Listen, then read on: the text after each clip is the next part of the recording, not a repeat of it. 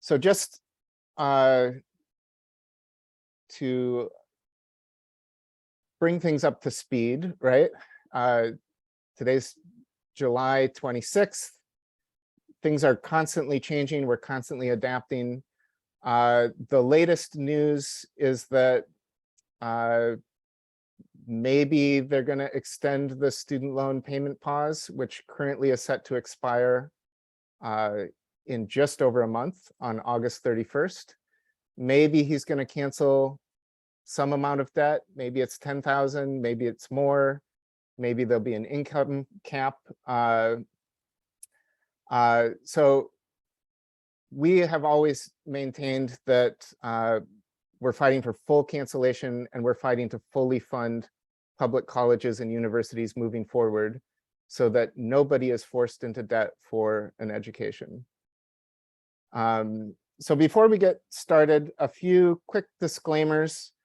As we discuss the student debt strike, this is similar to, say, like a protest action where there is a risk of arrest, right? Where the risk is not necessarily evenly shared on everybody. And so a student debt strike is not necessarily for everyone. As you're assessing whether or not these options work for you, or which one to take or what action to take, we can't really give you any personal financial advice. We can't give you any legal advice. The purpose of this info session is to share information for educational purposes, to help people understand what options are available, help people understand the student debt strike, why we're doing it, why we think it'll be effective. But at the end of the day, what you decide to do is something that you've got to decide. And like Braxton said, student debt strikes work. We've done this before. Back in 2015, the Debt Collective was organizing with former students from for-profit colleges, specifically one of the biggest for-profit colleges, Corinthian College Incorporated. And when we launched the student debt strike in 2015, you can see it got a lot of coverage. On the left, here's somebody who said, it's an admirable thing to do, but it's unrealistic. It's not going to lead anywhere. Well, just on June 1st, the vice president announced that every single student who attended Corinthian College, which is over 500,000 people, are going to get all of their student debt canceled. And that would not happen if Corinthian students were not brave and went on strike, organized, and fought for the laws to be applied that are in place to to protect debtors. But that also led us on this path of research as to what the authorities are to cancel student debt. Not just for people who were defrauded at for-profit colleges, but for everybody. And we learned that, yes, the Secretary of Education and the executive branch have congressionally authorized authority to cancel all federal student loans. So that's like $1.7 trillion of federal student loans. We even wrote the executive order Biden needs to sign to do it. You can go to that debtcollective.org/flick of a pen, and you can read the executive order yourself. So that's what we're fighting for right now, right? That's what the strike is aimed to win, is we want Biden to go big and to go bold. 10K, no way, we can cancel it all. And they know they have the authority to do it too, right? So there are several memos floating around as to the legal authority. Unfortunately, they have redacted all of what the memo says, but we know what it says because we know what the law is, right? They have the authority to cancel this debt. So zooming out a little bit, what do we mean by a debt strike in this particular case? And here we are learning from the Corinthian debt strike, as the Corinthian debt strikers were discussing what it meant to be on strike. They decided anyone who was not making any payments on their student loans, and who were going to refuse to make a payment until we win cancellation is on strike. But there are several different ways to not make a payment, right? We are not, and I want to be really, really crystal clear about this. We are not advocating that people destroy their financial lives. We are not advocating that people intentionally default, because the consequences of that can be severe. We want to protect each other. We want to save each other. We want to protect ourselves. And so the goal here is to get to $0 monthly payments. And there are several ways to do that that are perfectly safe, that have no risk or very, very low risk. The trouble is, there are going to be some people where none of these options work, right? So it's for a very, very large number of people, an option to strike in a way that is sort of safe and responsible will be available, but not for everybody. So just like an arrestable action, the risks are not going to be the same for everybody. And we want to help you understand your options and find a way to get to zero safely. Sparky, feel free to jump in, or I'll just hand it over to you, and you can talk about the first option here. Yeah, sure. So I hope many of you will have heard of borrower defense by now, but some of you may not have heard of borrower defense. So borrower defense is it's a right essentially in the law that people with federal student debt have to get a discharge of their student debt where the school has engaged in some kind of wrongdoing. And so that can include breaking state laws, that can include lying or misleading you. This is a discharge that has history with the debt collective. This was something that essentially nobody had ever used, or maybe like one or two people had used, even though it had been in the law for a very long time, like decades, up until folks at the debt collective found it and created a way for people to apply for it in the context of the Corinthian closures back in 2014, 2015, and marched up to the Department of Education with a big red box full of applications and slammed it down on the desk. And as a result of those actions, the Department of Education now has a method of applying for borrower defense that's on the website. It looks very similar to the method that the debt collective created back in the day. And this is really, really important right this minute. And the reason for that is because there is a pending class action lawsuit, Sweet versus Cardona. And that lawsuit has a sort of preliminary, a tentative settlement between the class and the Department of Education.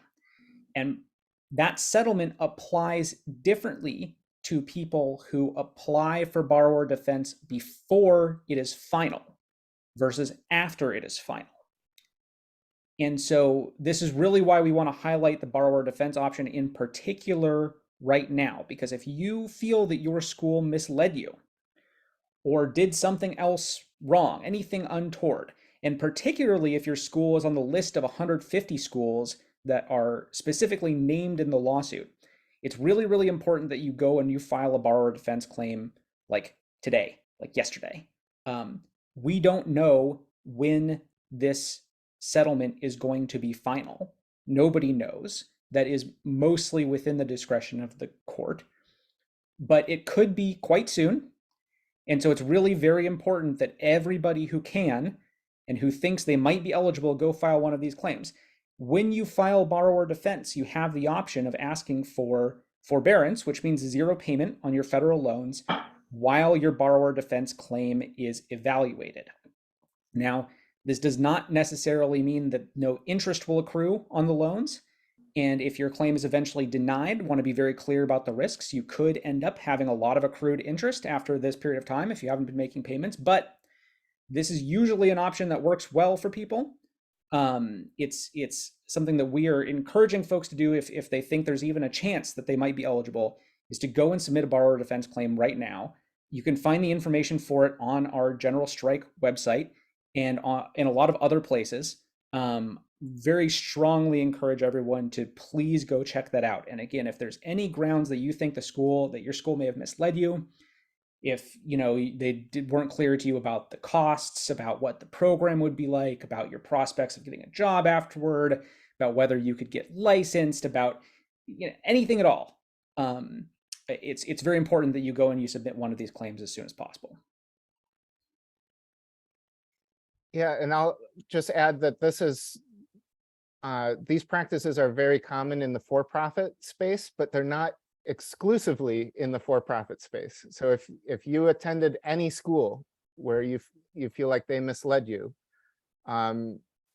the key thing is to just answer the form honestly with as much detail as you can, and don't be intimidated by it. It's a very intimidating form. If you don't have documentation, that's okay. Answer what you can and move on. So the second option we'll talk about is public service loan forgiveness. And I guess the first thing to say about it is that public service loan forgiveness is a failed policy, right? It never worked. They put it in place back in 2008, I believe. And the first wave of people who were supposed to qualify, 99% of them got denied. Then Congress tried to fix it, and 99% of people who tried to go through the fix got denied again. So we're currently in the latest fix to the fix, which is a temporary waiver. Currently, that waiver is set to expire October 31st. They might extend it, we don't know. So if you work for a nonprofit or you work for the government, you're considered a public service employee, and any payments that you have made since 2008 while working at a qualified employer will now be sort of grandfathered in under the waiver. So it's a backwards looking process.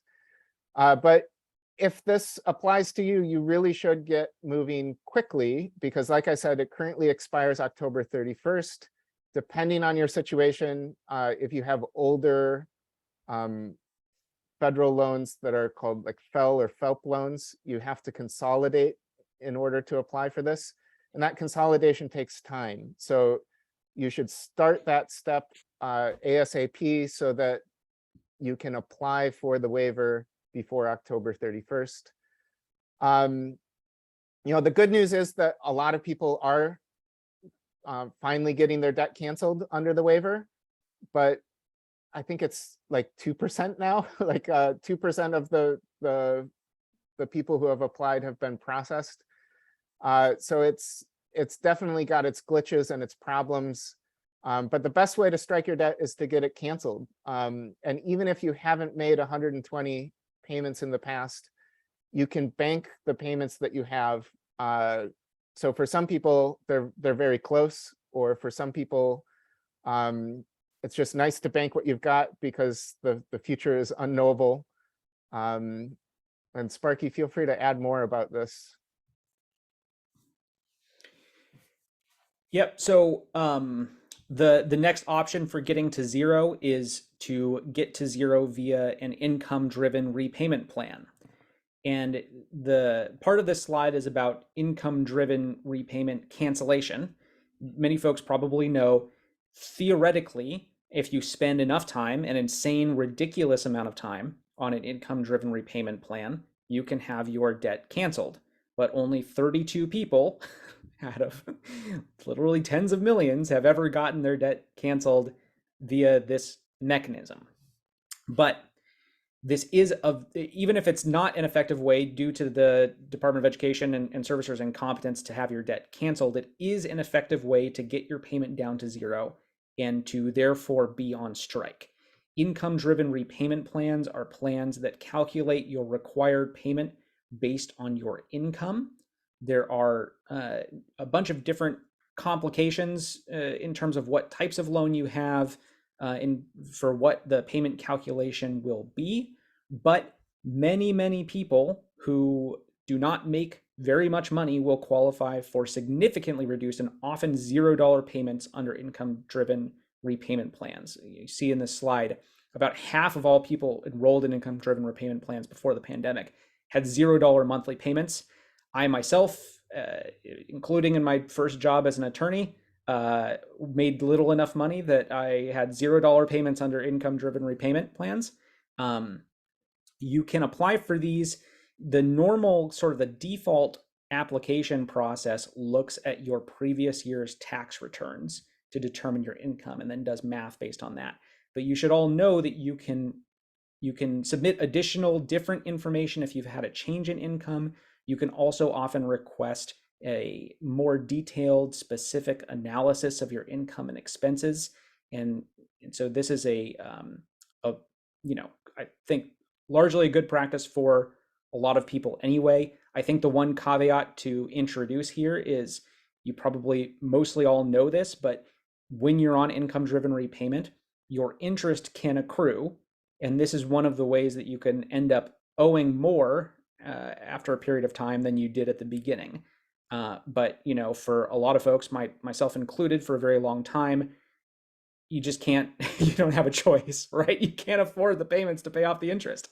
And so, for the strike, for getting to zero, a lot of people are going to be eligible and be able to do that using income-driven repayment. And I see it just a couple questions in here too. Like I said, the income-driven repayment plans, there are several different plans. They apply somewhat differently depending on your type of loan. Like the income-driven repayment plans for Parent Plus loans are way, way worse, very frustratingly, than the income-driven repayment plans for direct loans and student loans. So, you can get some information on the Department of Education website. If you join the Debt Collective, you can also, ask your fellow Debt Collective members and get some help on our forum. But that's the place to start. Yeah, and I should just reiterate, I might have forgotten to say this earlier. We're not advocating public service loan forgiveness or income-driven repayment because these are good, successful programs, right?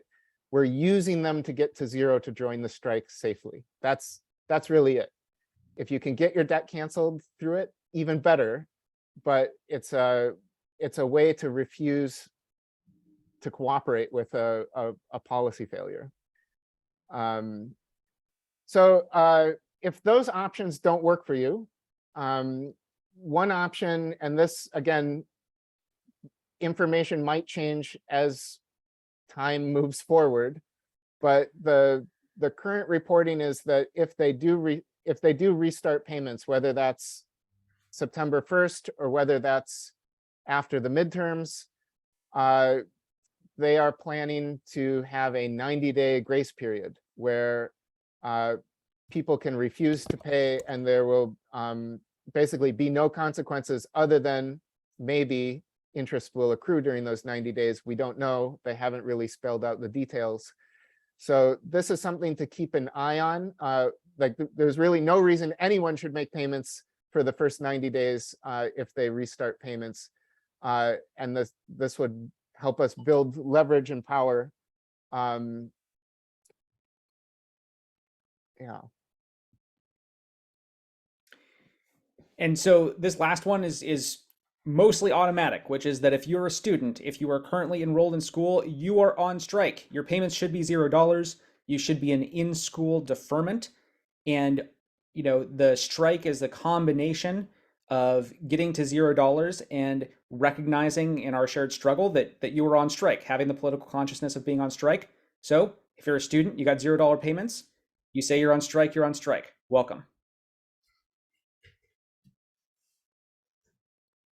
So what if you're already in default, right? There's already millions of people who are in default, who have been held in a default status, even during the COVID payment pause, where every month the Department of Education is still reporting to the credit reporting agencies that your loans are in default.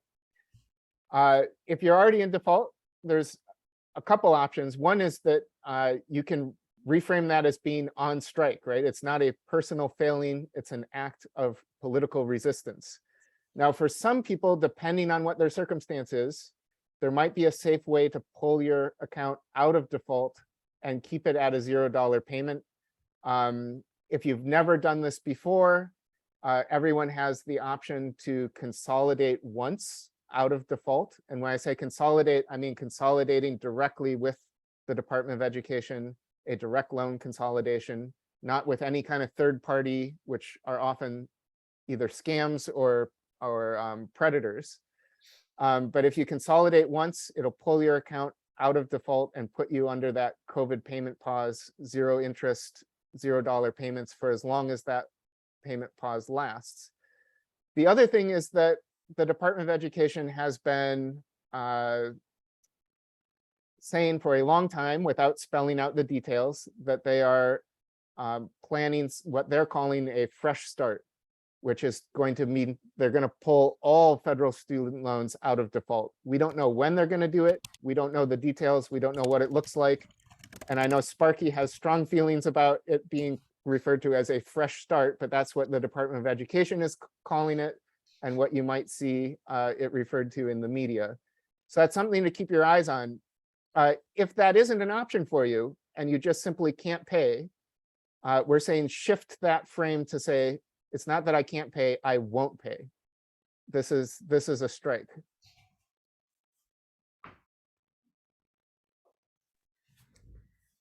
And for some people, none of these options are going to work, right? And that's okay. Like I should just reiterate, we are not advocating that people default intentionally.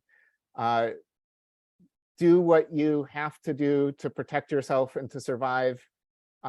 We can win full cancellation with as many of us who can get to zero safely. Just a couple quick things to wrap up, and then we'll open things up for some questions and answers. If you haven't already joined the Debt Collective, please consider joining. We do have a $0 monthly dues for those who need it. For those who can afford to pay dues, it's fantastic. We aim to become a debtor-funded organization that is only responsible to debtors. And then if you're interested, we do have a manifesto called Can't Pay, Won't Pay, the Case for Economic Disobedience, that you can pick up from Haymarket Books. And I think that's it. If people can, while we're doing question and answer, right, you can go to bit.ly/student debt strike and you can sign up for the strike. You can please text 3 people you know who have student loans that this strike is going on. We will have additional info sessions in the future. If people have questions, please bring them to those info sessions, or just sign up. If we tried to be as informative as we can on that strike page. And with that, we will try to address questions. We might not know the answers, so this gets complicated. Let me put in a quick plug, just since you mentioned the book, before we start to the questions, which is that just a few weeks ago, Lindsay and Fred ran a fantastic book club on Can't Pay, Won't Pay. That was a lot of fun, and I think some of the folks on this call were there as well. And I think there are plans for future book clubs too. So if you're interested in that, definitely sign up, become a member, and we can have fun little meetings and discuss books, Can't Pay, Won't Pay, and others.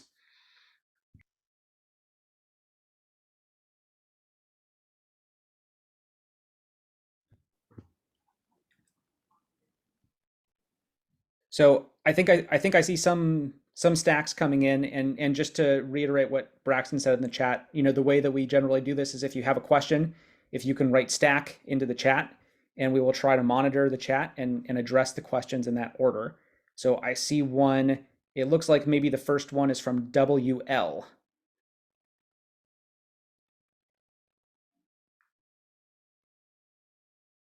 WL, are you here? Yeah, I wrote my question in the chat, but I'll say it again. Yeah, please say it out loud. Sorry, there's a lot of messages sure. in there. Yeah, I'll go ahead. I've been to a couple of these meetings, and I'll be honest with you, this doesn't seem like much of a strike. It just seems like ways to repay loans. And to be perfectly clear, I don't want to pay any of these people. I mean, following the abortion decision and following the neo-Nazi terrorist attacks that are happening, I don't want to pay any of these people my money at all. I don't want any of these people, I don't want any of their fingers in my life ever again.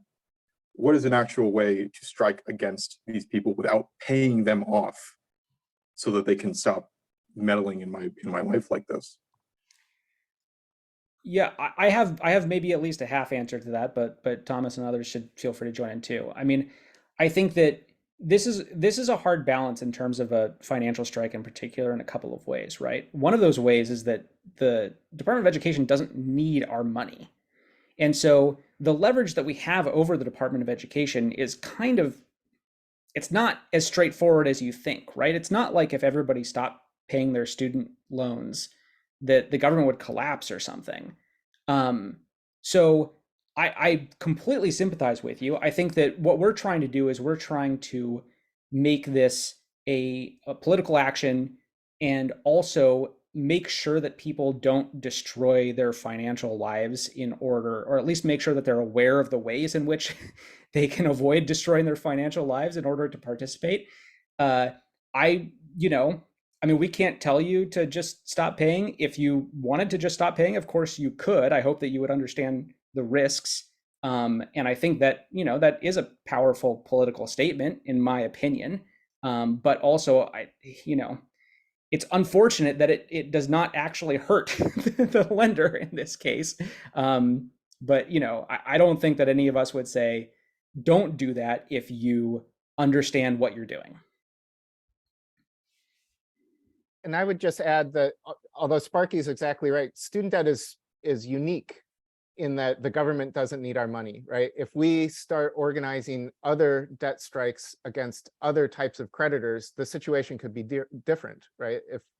If we could organize a mortgage strike, we really could starve mortgage lenders.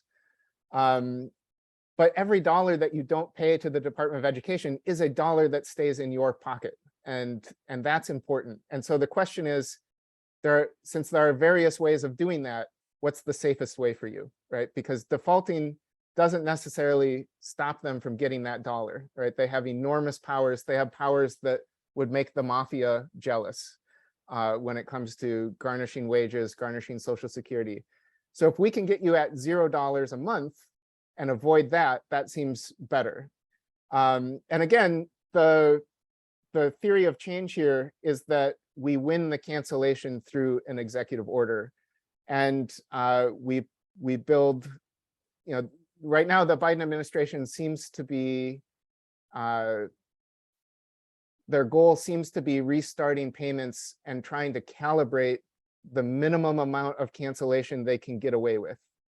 And we want them to recalibrate and reckon with reality that if they try to restart payments, people simply will not pay. We're not cooperating anymore. We know they don't need the money. There's no place to hide. You've got to cancel the debt. There were a couple of questions about the 90-day grace period. Can you elaborate on that, either of you?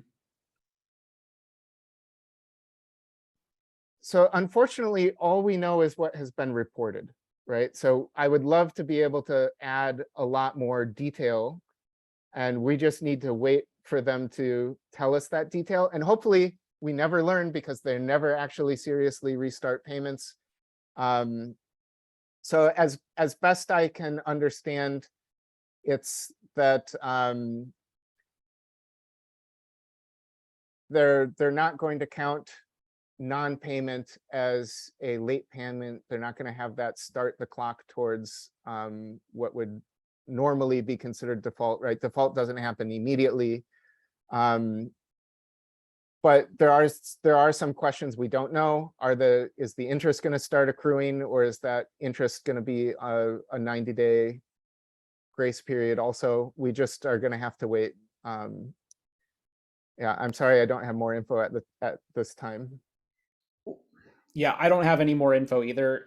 But I would say, just as to the last question too, and what Thomas was saying about other kinds of strikes, I put in the chat earlier a link to an Action Network form for folks who have private student debt, and private student debt works a little bit differently, and a private student debt action may look a little bit different. And if folks on the call have private student debt, I would encourage you to please go sign up for that form. I will put it in the chat again, or maybe Lindsay can here shortly. and we're just kind of getting moving on that. But there is a lot of good potential there.